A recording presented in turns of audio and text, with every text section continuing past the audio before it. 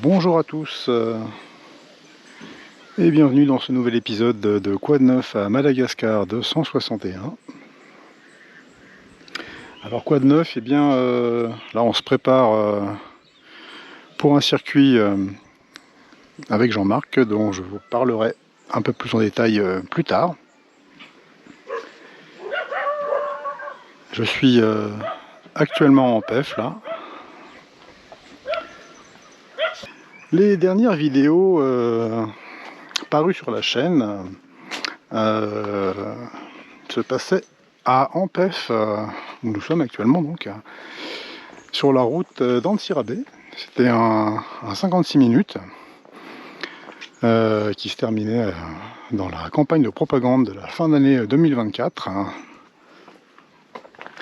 en pleine donc période électorale. Et puis eh bien la fac numéro 5 moto, donc le deuxième épisode moto avec Jean-Marc qui se déroulait encore en Jakib. On a tourné 2 épisodes en Jakib et puis les suivants vont être tournés ailleurs, donc ils arriveront bientôt. Et puis également il y a eu le 25e épisode des rues de Tana où nous avons parler des petits métiers, des vendeurs de rue, des vendeurs à la sauvette, autour des quartiers d'Annalaquel, Anous et d'autres coins du centre-ville. Et là, à l'heure où je tourne, eh bien, la fac numéro 3, ouais, c'est dans le désordre, sort. À propos de 8 circuits pour sortir des sentiers battus. Donc il s'agit de 8 itinéraires partant de Tana sur les principaux voyages circuits qu'on peut faire en voiture, en moto ou autre. Alors dans les commentaires, j'en ai 2 qui reviennent assez régulièrement. Par lequel commencer? Le premier que j'intitulerai Impossible n'est pas malgache. C'est exactement ça. On est dans un pays où tout peut parfois être compliqué et en même temps facile. C'est-à-dire que si vous bloquez, si vous n'êtes pas, on va dire, un peu fluide dans votre façon d'être dans vos actions ici, eh bien des fois ça va un petit peu frotter, alors qu'en fait tout peut se régler très facilement. Je veux dire par là, vous êtes en panne, vous avez un problème, il vous arrive quelque chose, et puis vous allez trouver des gens qui vont vous aider. C'est vraiment un point notable dans la population malgache, l'entraide, la curiosité des gens et leur gentillesse, leur volonté de vous venir en aide. Évidemment, quand on vous aide, vous remerciez, hein, on donne un petit quelque chose, c'est un petit peu normal, on a un petit peu pris le temps des gens, puis ils nous ont sorti souvent d'un sale pétrin ou d'un petit problème, donc c'est quelque chose qui se fait. On m'a demandé aussi quelle moto chinoise pour partir faire de la piste, du sable, des choses comme ça. Donc là, vraiment, suivez les FAQ motos qui sont en train de paraître. On va être sur un rythme d'environ une fois tous les 15 jours pour cette série-là. Et donc, il y en a encore quelques-unes qui sont déjà montées, qui sont prêtes. On va en tourner d'autres. Et Jean-Marc vous donne, je pense, du haut de ses décennies de voyage et puis de ses nombreuses années aussi de professionnel de la location de moto et de vélo, son expérience et des conseils très précieux. Et puis j'ai une dernière question qu'on me pose. Peut-être je ne sais pas si ce sont des gens habitués de Madagascar ou pas. Quel est l'avenir pour la jeunesse à Madagascar? Alors ça, oui, c'est un pays avec une forte démographie, un peu comme pas mal de pays d'Afrique subsaharienne et également d'Eurasie du Sud.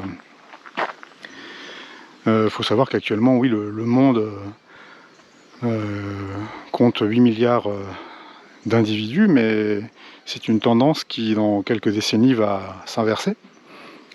Beaucoup de pays, même la Chine, va peut-être perdre la moitié de sa population d'ici la fin de ce siècle. Et dans les pays comme Madagascar, il y a énormément de jeunesse. On double la population peut-être tous les 20-25 ans. Alors, moi c'est un sujet, une question que je pourrais me poser concernant l'ensemble de la jeunesse mondiale. Par rapport à l'IA, à la robotisation. Madagascar est un pays de gens, parfois les gens diraient qu'ils sont résignés, mais surtout résilients. C'est un pays de survivalistes, j'en parlerai peut-être dans un autre sujet une prochaine fois. Mais le monde est déjà paysan à 80%, vu qu'il y a un faible développement, c'est encore beaucoup à la main, et donc il y a énormément d'emplois et de travail agricole. Et sans se faire de soucis, disons que je me poserai moi des questions sur la vie, le type de développement, de consommation, le type d'emploi, le genre de passion, en tout cas de choses qu'on a envie de faire pour une vie. Alors c'est pas à 14 ans qu'on va savoir ça, c'est peut-être à 20, 25, 30 ans. Mais quel avenir pour tout un chacun qui est encore au début de sa vie aujourd'hui, dans un monde qui change énormément. Et pour ça, Madagascar prend plus le temps, change plus doucement, et peut-être qu'on aura du recul ici par rapport à ce qui se sera passé dans les autres continents et à travers les autres pays du globe. Alors je vais aborder un autre sujet qui est celui de ce rapport sorti récemment, publié par le PNUD. C'est une émanation de l'ONU pour le développement humain, on va dire, à travers le monde. Et Madagascar se retrouve à la position 183 sur 193 pays et territoires audités, dirons-nous, parce que je pense qu'il y a peut-être plus dans les environs de 230 pays et territoires en fait dans le monde, sur Terre. Et c'est un sujet que je vais filmer à Tana, je pense.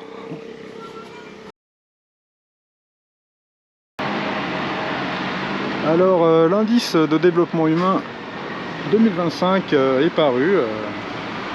C'est le programme des Nations Unies pour le développement, le PNUD. C'est une émanation de l'ONU créée dans les années 50. Cet organisme publie régulièrement un indice mondial dit de développement humain. Et on en parle aujourd'hui à Madagascar, car le pays descend à la 183e position sur 193 pays et territoires qui sont étudiés dans ce rapport. Alors dans ce rapport, les premiers, eh bien, nous avons l'Islande, la Suisse, la Norvège, le Danemark, la Suède, même l'Allemagne est 5e. Dans ce rapport, la France est 26e. Quel est le but de ce PNUD? Alors quand on va sur leur site, eh ben, on voit qu'il s'agit de promouvoir la démocratie, de réduire la pauvreté, de prévenir les crises. Il s'occupe également de la gestion durable des ressources, la lutte contre le sida, et finalement, de manière générale, de promouvoir ce qu'on appelle le développement humain. Là, je vous parle depuis la terrasse du Niaouli, où je suis allé pour mon petit séjour à Tana. Alors, selon les sources, donc Madagascar passe de la 173e ou la 177e position à la 183e. Et on peut noter surtout depuis 2015 que le score du pays baisse et stagne. Et on retrouve ce phénomène dans de nombreux pays d'Afrique subsaharienne. Alors, on peut aussi regarder les chiffres de PIB par habitant en parité de pouvoir d'achat. La parité de pouvoir d'achat, c'est la PPA, c'est ce qui permet de déterminer qu'avec le même montant, la même richesse, le même salaire, le même revenu annuel, vous n'avez pas la même possibilité de pouvoir d'achat. Par exemple, si vous êtes à 1500 € en Suisse ou en France, vous n'avez pas le même pouvoir d'achat. Et donc, on ne parle pas en valeur absolue, mais en valeur relative au coût de la vie. Alors, eh bien, oui, ces chiffres rejoignent aussi les chiffres de parité de pouvoir d'achat, puisque le FMI faisait un rapport en 2017 donnant 1554 $ par habitant et par an à Madagascar, le mettant en 182e position sur 192. On a aussi la CIA, vous savez, la fameuse agence de renseignement américaine extérieure, qui publie un rapport, elle, avec 227 pays, où Madagascar est 216e avec 1600 $, toujours en 2017. Et en 2022, on a eu la Banque mondiale qui a établi un rapport aussi à 1774 $, 175e position sur 184 pays et territoires. Alors si on regarde les courbes fournies dans ce rapport pour les différentes régions du monde, eh bien on constate qu'elles ont été brisées aux alentours de 2018. Et d'ailleurs c'est étonnant, ça n'est pas en 2020 où on a la crise Covid qui a vu les PIB de tous les pays plonger évidemment, mais 2 ans avant. Et surtout dans les régions donc d'Afrique subsaharienne et d'Asie du Sud. Donc on a un phénomène qui dépasse le cadre de Madagascar dans ce renversement de tendance. Là je filme en face, c'est Faravouch et Ambouzatu en bas. Alors pourquoi je parle de l'IDH? C'est parce que sur cette chaîne je ne parle pas, je parle assez rarement en fait, je ne veux pas tomber dans le misérabilisme, la pauvreté, etc. Je vois pas, c'est pas le but. Mais ignorer tout à fait certaines réalités n'est pas une bonne chose non plus. Donc on note cette tendance, ce déclin. Et pourtant,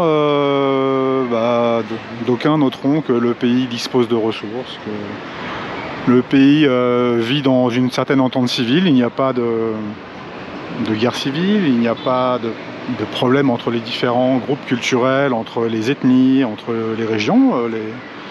Les Malgaches vivent encore le fiavanan, hein, le respect des différences. Il n'y a également pas de guerre, il n'y a pas de pays limitrophes. On est sur une île ici, donc il n'y a pas de problème de ce type-là. Il n'y a pas eu de coup d'État depuis 15 ans. Le pays est en démocratie. La démographie est positive. Alors certainement, peut-être qu'on peut se poser la question de est-ce qu'elle est trop positive? Est-ce qu'il y a plus de bras pour travailler ou plus de bouches à nourrir? Je ne sais pas. Mais le pays ne vit pas un déclin démographique comme c'est en train d'être le cas pour de nombreuses régions du monde. Et puis il n'y a pas de gros cartels de la drogue, il n'y a pas de gangs. C'est un pays calme.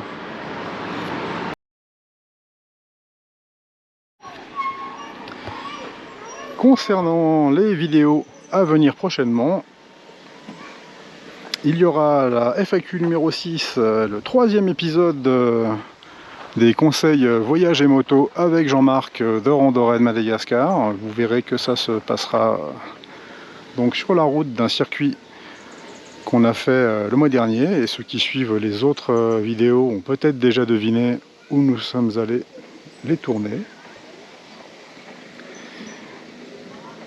Il y aura l'épisode 26 des rues de Tana également qui va sortir, tourné dans les environs de la ville haute, en Batouvinac, et puis on va aller se promener jusqu'à un coin que certains connaissent peut-être qui s'appelle Swavinbok. Et c'est là que vous allez voir, j'accentue un petit peu sur la circulation dans Tana et pas qu'en deux roues, hein, parce que là c'est quand même tout un programme. Et enfin, une vidéo que j'ai mis un petit peu de temps à monter et que j'avais hâte aussi de vous présenter, qui va bientôt venir, c'est la visite du musée de la photographie de Tananarive. Musée très intéressant sur la culture malgache à travers la photo. J'ai été accueilli de manière charmante, donc c'était très sympathique. On m'a bien expliqué tout le fonctionnement. Je sais qu'aujourd'hui, ils ont déjà lancé une nouvelle exposition temporaire qui a pour thématique l'eau. Et nous étions au moment encore de celle concernant l'habitat malgache. Je vais donc terminer cette petite vidéo de Quoi de neuf à Madagascar 261 ici en vous rappelant qu'il y a une cartographie Google Maps qui énumère toutes les vidéos localisées lors de circuits ou de rencontres avec des gens ou sur des lieux, que je mets en lien et qui est aussi dans la description de la chaîne. Il y a par ailleurs des playlists qu'on peut suivre pour regarder l'intégralité d'une thématique. Par exemple, les rues de Tana, c'est une playlist, le circuit ouest, est, tout ça est regroupé dans des listes de lecture.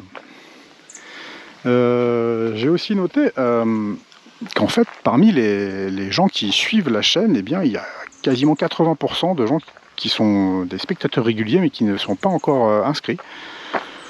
Alors si la chaîne vous plaît et que vous voulez eh bien, un peu l'aider, la soutenir au niveau de sa visibilité sur YouTube, je vous remercie de vous abonner à la chaîne, c'est gratuit, ça vous permettra de recevoir une petite notification lors de prochaines parutions. Vous pouvez bien sûr mettre un j'aime, ça fait aussi plaisir, et puis ça aide la vidéo à être un peu plus visible, comme vous le savez.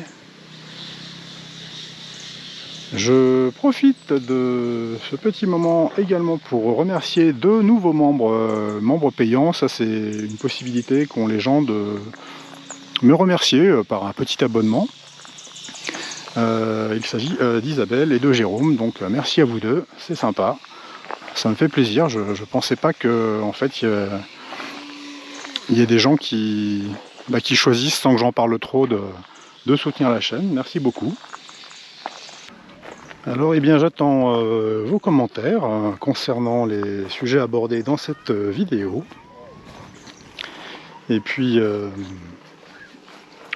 une petite question que je vous poserai pour ceux qui ont suivi les facs voyage et moto: qu'est-ce que vous pensez de la prestation de Jean-Marc? Parce que j'ai pas eu beaucoup de retours dans les commentaires des deux vidéos déjà parues.